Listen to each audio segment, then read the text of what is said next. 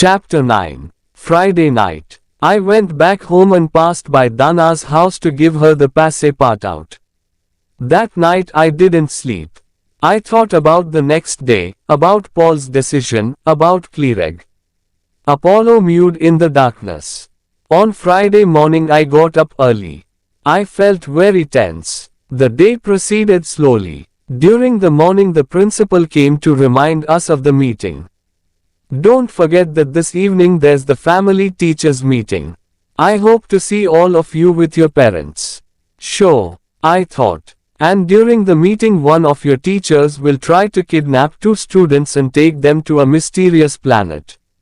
When the school day finished, I went to the Rainbow for some ice cream with Paul and Dana. Paul told Dana about his decision. She was obviously very surprised and disappointed.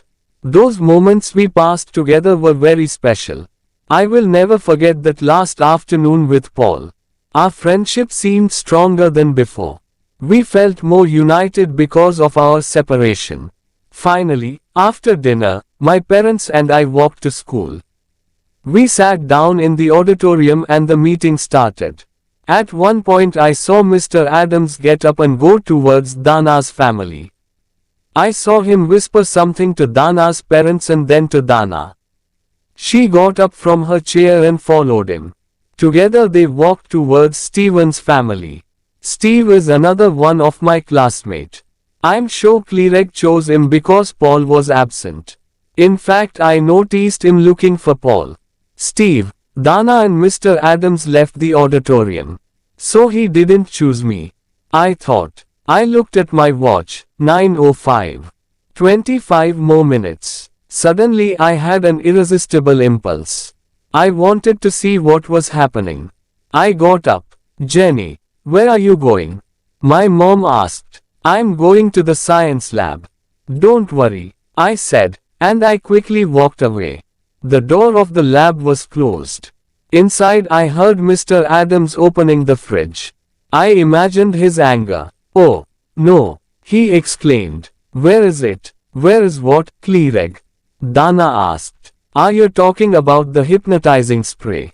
You're lost, Clereg, she exclaimed triumphantly. You what? You know. Clereg was shocked. What spray? What are you saying? Said Steve, who didn't know anything about it. What courage Dana has. I thought. Mr. Adams had the power to electrocute her, if he wanted. It was stupid to make him angry. But in the end, it seems that Paul was right. Clereg wasn't really a bad alien. Well, I don't think you need us anymore. Dana said. The door opened and she walked out. Come on, Steve. Everything's okay. Let's go back to the meeting. Then Clereg came out. He seemed confused and helpless. I looked at my watch. Clereg, it's 9:17. Go. Don't miss your spaceship, I said, almost with compassion. Clereg looked at me, even more surprised. Then he went to the fire escape exit and ran away.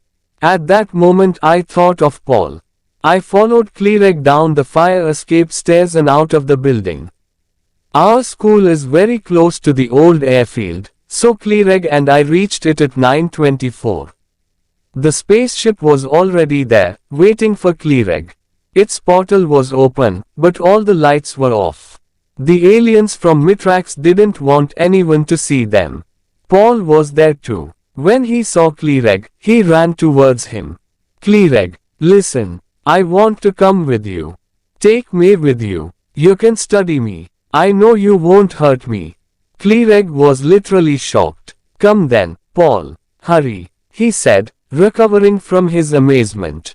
Paul, I shouted. Jenny. He ran to me and we embraced. This crazy adventure has finally finished. Fortunately everything ended well for everyone, Paul said. Think about me sometimes, I said. I'll always think of you. And remember, I'll be back. Paul. Clereg shouted. He was on the stairs of the spaceship. The portal is closing. Have fun in Mitrax, you space lover. I said, laughing and crying at the same time. Paul went up the stairs and the portal closed behind him. The spaceship lights turned on and it silently went up into the dark night sky. I watched it disappear into the blackness. Then I hurried back to school. My parents were still at the meeting with everyone else.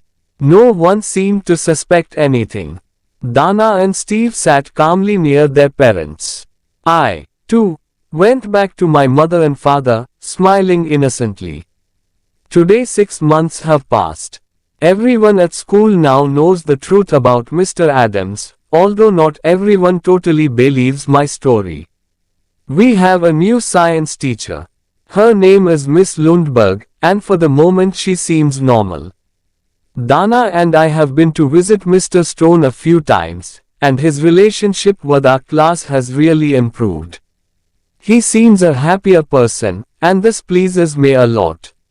Steve is now Dana's boyfriend and they make a nice couple. I still have the hypnotizing spray. I keep it hidden, although sometimes I use it on Fred when he needs a bath.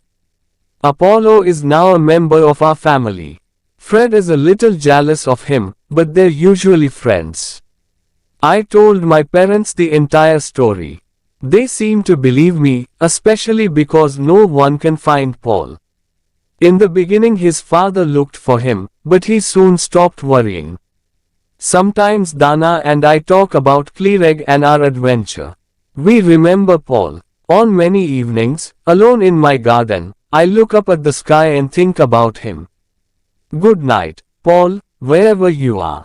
See you soon, extremely embarrassed. Don't worry, since you're here, please come in. I climbed down the tree. Paul was very nervous. Come on, Jenny, let's go away before it's too late. No, Paul, I'm going in. But, I went towards Mr. Stone's front door, so Paul followed. The teacher opened the door and made us sit down in his living room. The end. Thanks for watching.